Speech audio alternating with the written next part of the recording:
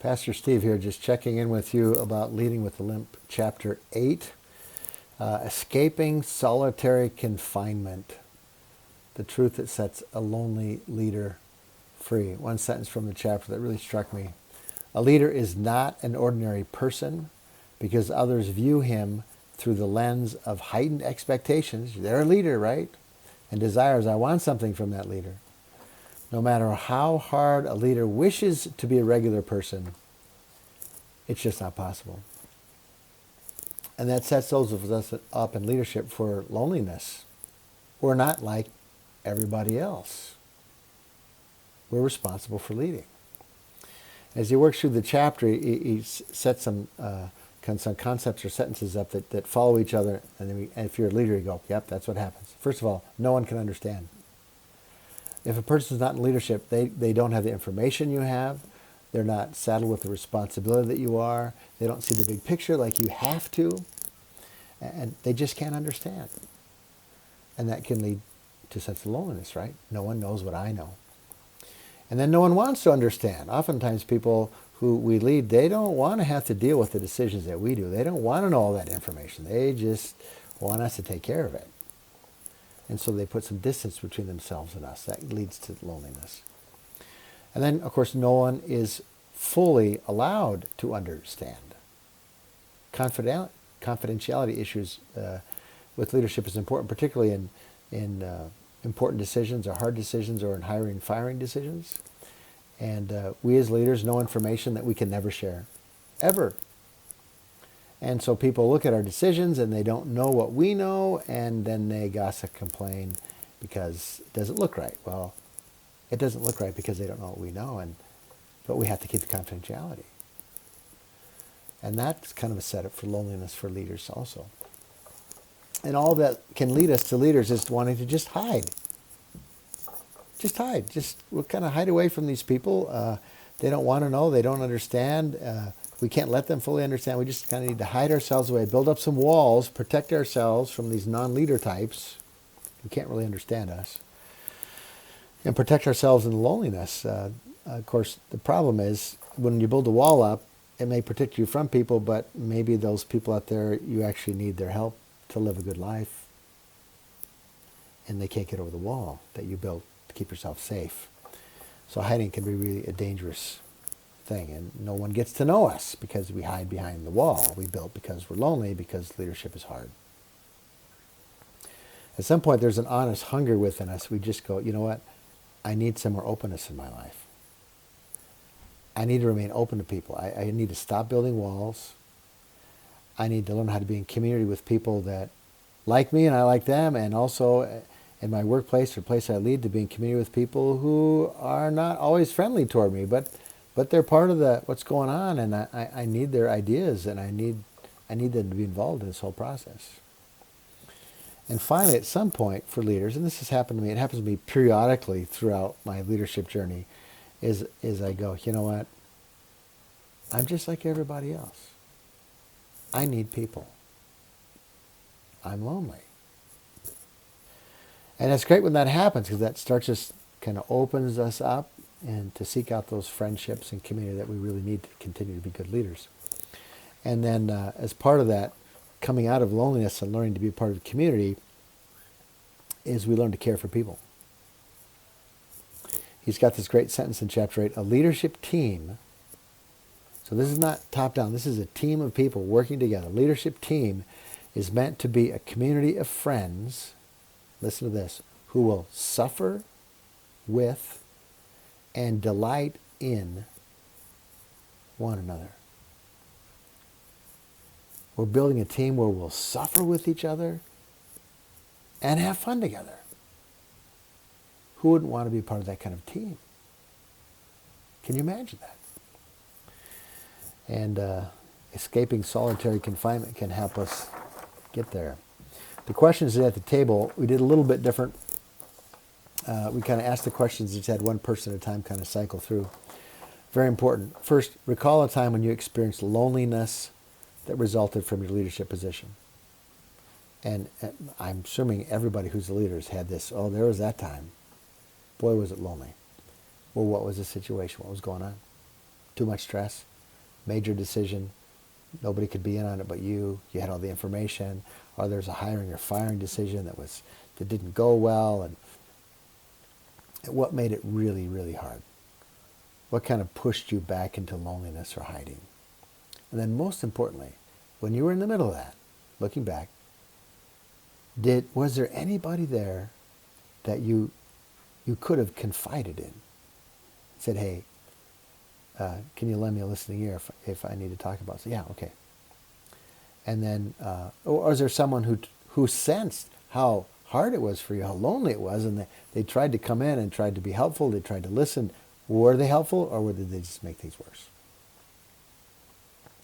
I mean, all these things happen during a time of loneliness for our leaders. Why did we get lonely? Was there anybody there? Maybe there wasn't. Maybe there was. And we just didn't make the phone call or have the conversation. And that kind of moves us to number 2, which was finding someone to help us in our time of leadership loneliness. And from some talk after everybody was out of the room, Dave and I were talking, and we realized it's good to have to find these people and set up these relationships ahead of time. So hey, if something ever comes up I really need to talk with somebody about, could I talk with you? Could I talk with you? I go, sure. Well, next time something comes up, you know who you can sit down and call or have lunch with. So I explain your idea of a perfect helper for you in times of leadership loneliness. If the ideal person for me would be like this, I could sit down, we could talk, and they'd listen, or whatever it may be. Just get in your mind the kind of person would be really helpful for you. And then, of course, is there a person like that in your life right now?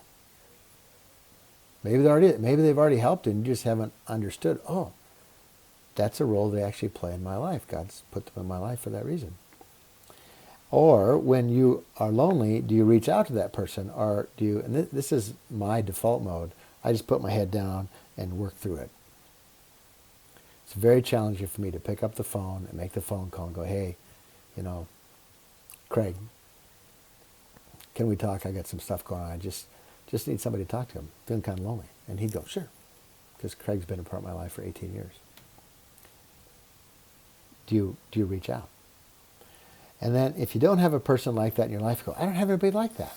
Nobody at work, nobody in my family system. Well, have you looked for somebody? Have you prayed about it?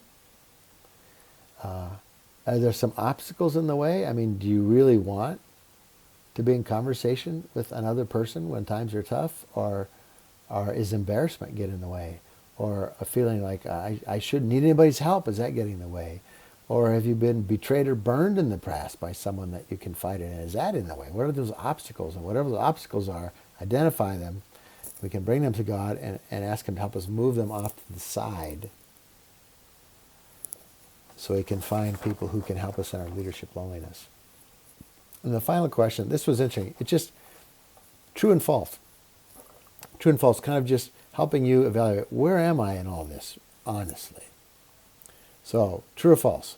I know how to have fun with my family. Not how to be with your family, how to be responsible, how to help them, but do you know how to have fun, joy with your family? It's part of the antidote to loneliness. Second one, I can think of someone who could count me as his or her best friend. True or false? If it's true, good for you. If it's not true or you're not sure it's true, well, that's an area you can ask God to help you develop, right? Very important. Number 3, within the last 2 weeks, I've had a frank conversation with another person concerning my emotions and struggles as a leader.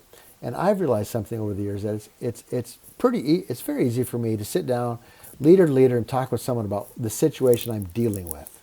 What's going on, the complexities, there's this, there's that, trying to figure this out. That's easy conversation for me. But the real conversation is this. This is what's going on, I have to figure out, but this is how it's affecting me. I'm afraid. I'm afraid of losing my job, or I'm afraid of making a bad mistake, or this brings back memories of other situations I've dealt with, and I'm struggling because things went really bad back then, and I don't know what's going to happen now. And the emotion, the feelings. Because if we can never talk about how this is personally affecting our minds and our souls and our hearts, we're going to be in trouble. But when we can, good things happen. Next one, no one truly understands me, true or false? And I've had to realize over time that if no one truly understands me, to a large extent, it's because I won't let anyone. Because for anyone to truly understand me, I have to explain myself. Right? They can't guess. So it lets you know if you need to take some steps in terms of friendship. Next one, acquaintances or coworkers planning to go out for meal or other activity know that I would go with if they ask me. Oh, yeah, ask Steve, he'll go. Or, no, don't ask Steve, he won't go. Gives you a little idea how open are you to working with people in the friendship realm. Next one, I fear that being honest and open with people at work would put my leadership position in jeopardy. Now, I understand that certain leadership roles make it very difficult to be open and honest with people. I understand that. It's not like you're being dishonest, but there's just stuff you can't always talk about with your team. I get that. However, I have found that the more open and honest I am with the people I'm on my leadership team and the people I'm leading, the easier it is on my soul and the easier it is for people to get involved in the task and join me and move forward together. The less honest I am and the more hidden I am, the harder leadership becomes. You have to figure that out for your setting, but interesting. Last one, true or false? I have fostered a community of care for myself and others in my workplace. And this is a real challenge for our workplace cultures in the U.S. Because for a lot of us, it's about getting the right thing done, producing results, making money, meeting the sales deadlines, whatever. Getting things done. But here's the deal. If I'm in an organization and I manage people for productivity only, it's going to go however it goes, right? But if I manage people and foster a community of care where they know I care for them and they're learning to care for each other, we'll do much better. We'll do much better. Because everybody brings all their stress with them from home and family life to work. You can't compartmentalize it. And if we're caring for each other and helping each other as human beings, the loneliness fades, community gets strong, and we're able to serve people and God well. So I hope you enjoyed chapter 8. Talk through the questions with a friend if you got it, maybe with the spouse if that's appropriate. And just be honest about your loneliness at that level and what steps God's maybe asking you to take to leave loneliness behind. For me, it's been a long journey. I've had to learn. This is not natural for me at all. But I have. And I'm so thankful that I've learned I need people as a leader to help me lead.